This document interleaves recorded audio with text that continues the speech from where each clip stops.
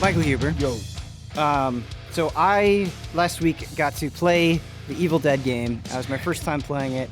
And I can't remember the last time I was this excited for a preview. I was really, really looking forward to it. I was kind of lighting up. Ben loves Evil Dead. Yeah, it's just a good vibe. And I was really excited for this game. And I'm a huge Dead by Daylight player as well. And so I was just kind of curious, like, how is this game going to play? And let's talk about the positives. It was cool because I got to play the whole demo with, people involved in the game in some capacity. Yeah. And the passion was just radiating off of them. And you can see that in the game. I mean, there is a very clear reverence. There's countless nods. Like, we'd be going through the game and one of the guys would be like, this is this thing and this was that thing, And so I think purely from a visual and like love of the franchise, this just oozes it, and it's so much fun. That in can that take sense. you so far, because I think of Friday the 13th. Right. That game had so many problems, technical problems, balance problems, just like so rough around the edges. Yeah. But you felt that passion. And if you're a fan of that source material, like sometimes that's enough. Yeah, absolutely. Absolutely. And I don't know, this isn't a promise or anything, but I felt like in the moment, it's like, this is enough where I want to play this game a lot. Cool. Just because of the vibes, right? Yeah. The Evil Dead energy. Yeah. Something that caught me off guard that I wasn't expecting is I was like mechanically overwhelmed, where it's like, okay, Oh, no. like throughout a match, these are all the objectives that you have to do. You have different rarities of weapons that you pick up. You have like different skills and like synergize, and it's like, oh, we need a healer to like pop us off, and you can get afraid, and that your fear is a whole mechanic. So like go to the light, and so it was probably like maybe an hour, 2 hours somewhere in there with the session, and I felt like I crammed in a lot. And they're like all different like classes of character, which is cool. Because you have some characters that like focus on range and different specializations like that. But the way that I played is I played PvP, right? And so I played as a survivor. I did the tutorial, I played as the survivor, and then I played as the Kandarian demon. So that asymmetrical multiplayer where to give you a high-level overview, the demon is trying to stop the survivors from succeeding. Yeah. Okay.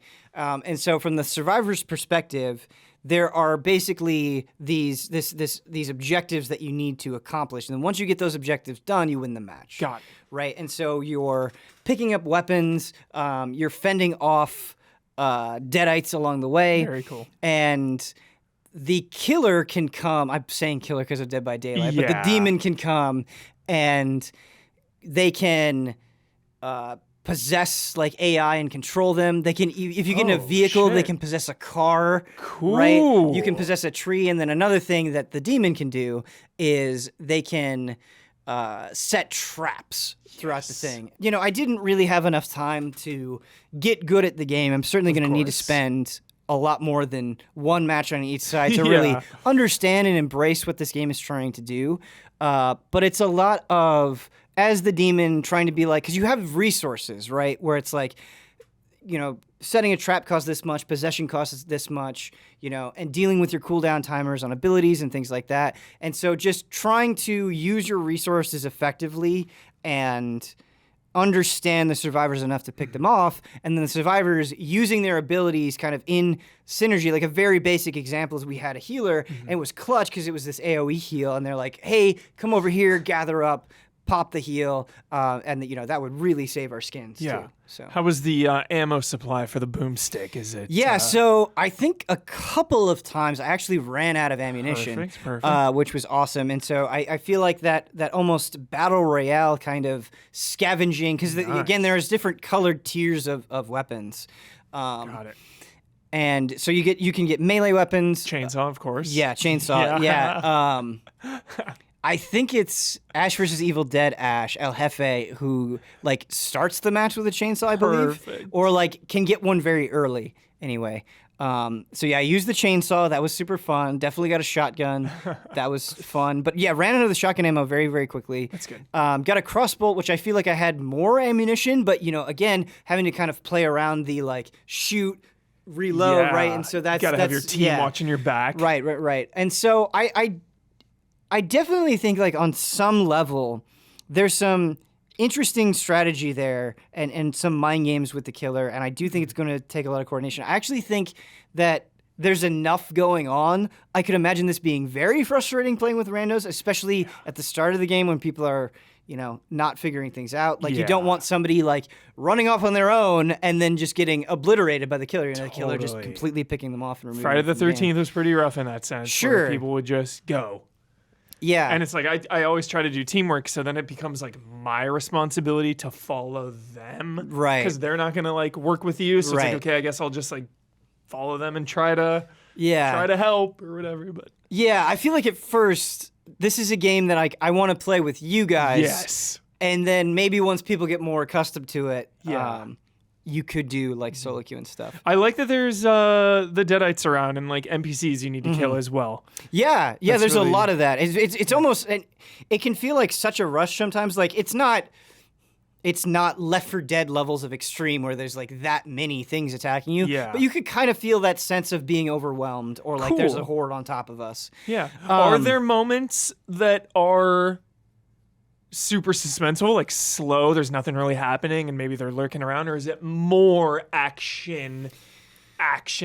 That's a really great question. Because Friday the 13th was like all that, you would be in a cabin and then you would hear the music get a little louder and then the door would smash, It's kind of hard, I think, to fairly answer that question because the entire time I was playing, I was talking with people, right? And so, like, they're trying to instruct me and answer my questions, and so there was a lot of that, so I don't think I really got to sit in the atmosphere that much, but they were describing it to me as, like, hey, you kind of have, like, a collection phase, and, and then things escalate from there, and you do really have kind of, like, a final standoff at the end. Perfect. And so I think if the answer is yes, I definitely think it'll come in that kind of beginning phase as you're sort of just getting your stuff. Getting ready. Because when I was playing as the Kandarian demon, I didn't know where the survivors were. And what's interesting is in the beginning, you don't know where the survivors are, but if they make a sound, Perfect.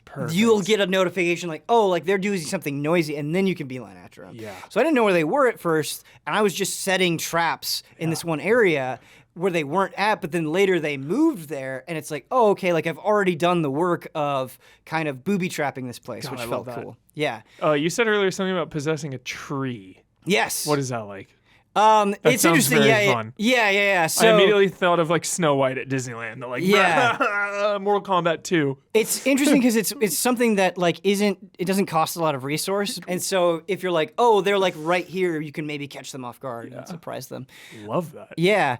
So this was a game where, again, I think there's enough going on that I'm like nowhere near ready to make a final verdict, but I definitely did see some things where I'm like, I don't know. Okay. And so the biggest thing for me is the tightness of everything.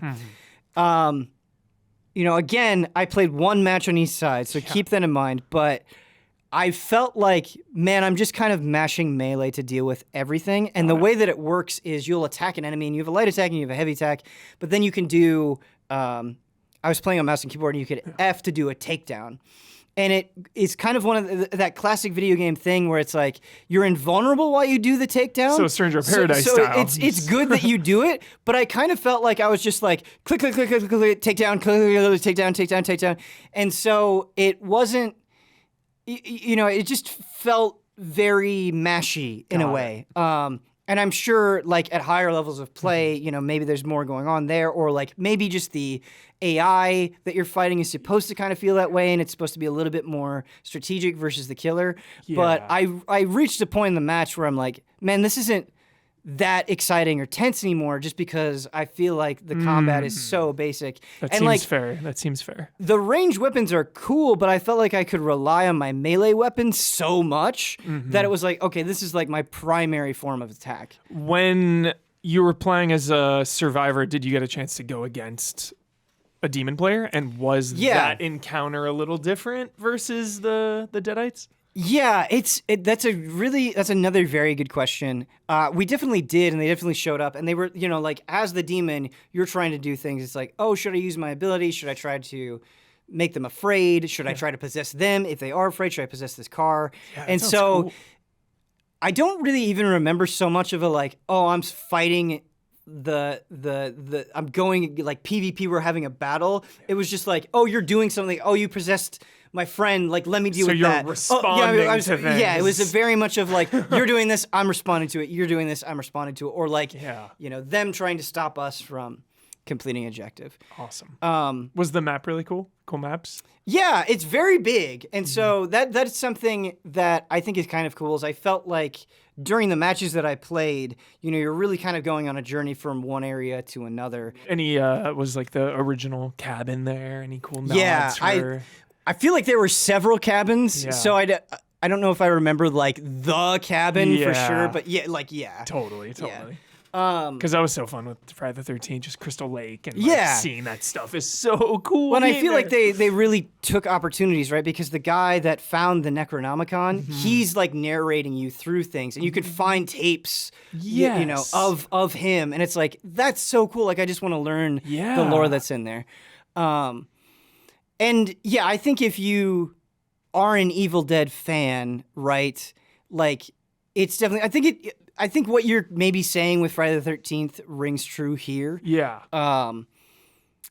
But I just worry that the gameplay won't hold up over time. And I'm not like qualified to like say that with a gavel. Like, the judgment isn't cast down yet.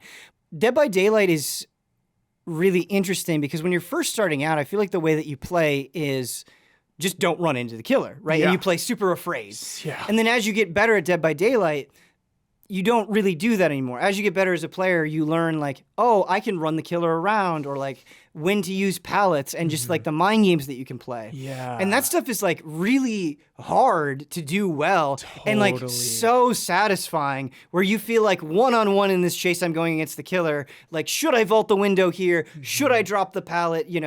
And that stuff, like limitless depth. It almost seems like it is. There's so much depth that kind of reveals itself over time. And you don't do any fighting, but there wasn't anything here where I was like, there's the depth. And maybe it's there and I just don't see it yet, but I didn't have the like, oh, this is like satisfying, like looping killers is satisfying. Because I'm thinking of even Aliens Fireteam Elite. Really captured the spirit of Aliens. Like the whole vibe was really spot on. It's co-op, it's not PvP. There's co-op in there, but there just wasn't enough. Yeah. There's just not enough to it. And it's like, shooting the aliens is fun, but kind of wears thin after a little bit. So hopefully Evil Dead has that complexity and the strategy. There's so much strategy in Dead by Daylight. Right. So hopefully that's in Evil Dead. Whereas, Aliens, there's no strategy. It's just shoot. Yeah. Yeah. And so I think this is definitely one where it's like, okay, how will this fare in the test of time? Like once the like the metas, once the references have maybe like aren't as novel anymore. Like how are the nuts and bolts of this game going to survive? Because like that's kind of the thing for me in Dead by Daylight is like, I came into this because it's like, oh cool, you have Michael Myers and Leatherface and Freddy and all this stuff, and that is a huge draw. But that's not why I play it all the time. I play it because like the nuts and bolts are so fun, both as a killer and as a survivor. So we're curious, like cautiously optimistic. Yes, is where I'm landing on Evil Dead. Heck yeah, awesome. Thanks, Huber. Yep.